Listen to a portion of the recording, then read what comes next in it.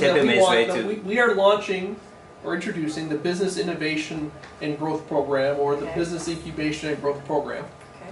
And our goal is to have, in 5 years, 90 of the CFDCs across the country basically delivering that program. Okay. I guess my perspective at this point is I'd have to give her some context in terms of what the program is. Absolutely. Right. So the program is designed to really get our local businesses that are our core clients, that are small and medium-sized enterprises, to start working on their business, not just in their business. Okay. The assets that we have are that at Muskoka we have developed and piloted the project. We have a local MP who also is the president of the National Treasury Board, who is a huge supporter of the CFDC program and therefore one of our cheerleaders. Okay. We have a Community Future Development Network of Canada network. There's 269 CFDCs across the country, so we have a network of communications nationally, provincially, regionally, within provinces. We have a very supportive Fednor manager who has enabled us to get this started with some initial funding over 3 years. Obviously strong staff, board members, clients who will do testimonials and talk about the good work that CFDCs do over the 28-year history of the program and what our reputation is in our communities. And we believe in the program.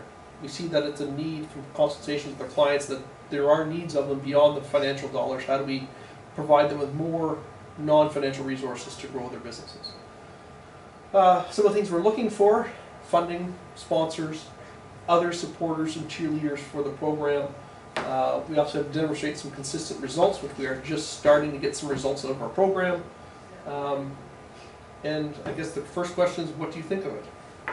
What do you mean when you say work on your business, not in your business? So perhaps to give you the best context to it, before I was the director for Muskoka Futures, I ran a small cabinetry business for about 7 years, doing just custom kitchens and things like that.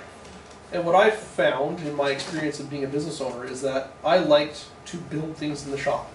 Okay. I had no interest in hiring employees, really doing a lot of marketing, or even doing the bookkeeping. Fortunately, my wife did the bookkeeping, but I had no interest in doing the bookkeeping. Right. But bookkeeping is crucial, obviously, to the success and sustainability of a business. If you don't know where you're at, how do you actually get your business to grow?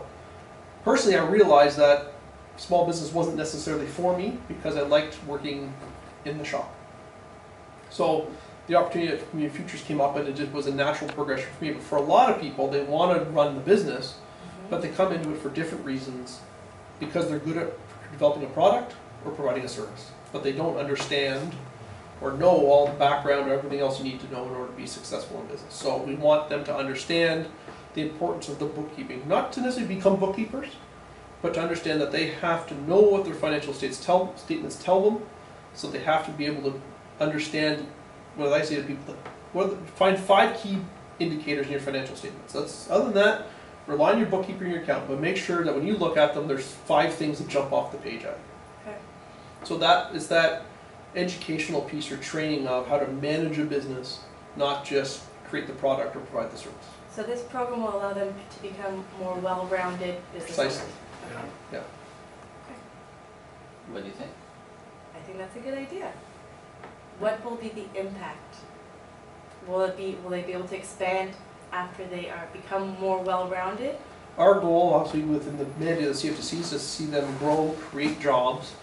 But to be realistic, what we're hoping is we see is that they're more sustainable businesses, that they are profitable, they're able to adopt new practices, change things within their business, not just, when things go wrong, don't just sort of necessarily blame the, well, the economy's no good, so therefore, but to understand their business and to be able to look for new opportunities and adapt, either in advance or in reaction to issues, but that they're actually able to manage and find ways to be sustainable and create jobs. Okay. Anything that you think is missing? What's missing? I have to take notes. Is it what's missing in the explanation, or what's missing in what we've written here? Either way, on these because outcomes? I'll have to explain to other people, so Right. if there's something I didn't So what sort of pitch. resources will you be providing that will kind of get them to that next step? So for the clients or for the CDFDCs? for the clients? So for the clients, it's a range of services. The bookkeeping one I talked about, so Okay. basically getting them to engage with a bookkeeper at a reduced rate through the program for a set period of time, up to 3 months. Okay. So the bookkeeper isn't doing their books for them, but helping them to understand what the bookkeeping process is and how to read their financial statements. There is access to mentors, which are strictly volunteers that they're to, when you had a bad day or you have an idea and you want to brainstorm or get some advice on something, you can pick up the phone, make a phone call, go for a coffee, whatever. Okay. If you're working with your mentor and you're identifying a real opportunity, the mentor feels that there's need for skill sets beyond just that mentors, they can draw in other mentors as advisory panels, or they can even suggest that we bring in a private sector consultant coach who again want a specified time period and sort of scope of work will work with the entrepreneur. Okay. Workshops, seminars, online resources, we're trying to provide opportunities because everybody learns in different manners. Okay. Okay. What is missing? So what's missing from your pitch?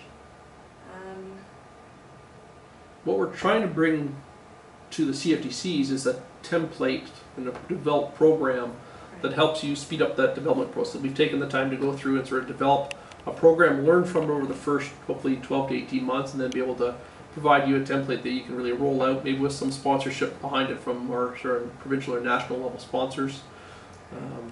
And just, the fact that we've been through it, and if you need, some advice or have some questions, you pick up the phone and call us. Right. So this would be an added benefit program to the CFs. Yes. Okay. We've also developed it to be risk mitigation on our loan. So it's great we provide a loan to a client, and it's great that our staff provide some resources, but how we provide that next level of sort of value added resource that helps them become a better manager and is security in a way against our lending activities. Right. It's basically a program that the clients subscribe to, so therefore there's a revenue stream to the CF around it. Okay. So the clients will be paying for There's this? a membership fee to join the program. We've structured it that you pay a membership to get in. The only things that really aren't included in it, like you get a reduced rate on workshops. So if somebody that doesn't want to be a member can still take a workshop. It's just they just pay a bit more for it. Right. But within the membership fee, you also get access to the mentor list. Okay. Sort of networking lunches amongst members and clients or CFTC clients.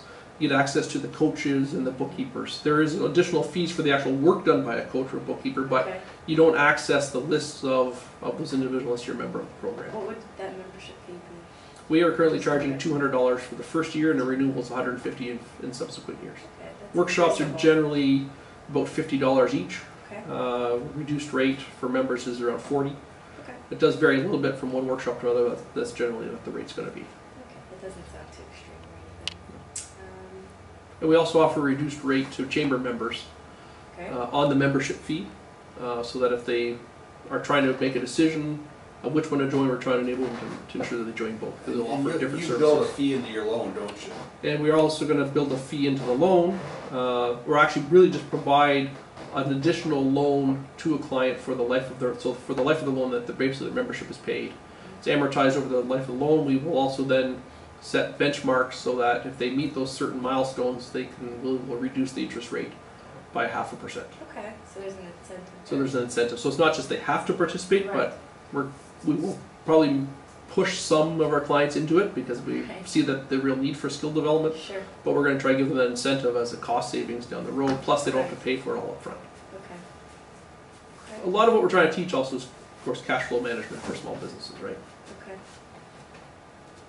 Now, is this something that the clients will come to you, or is it something you're going to be selling? We will be selling as well, for Selling sure, yeah. predominantly. Yeah.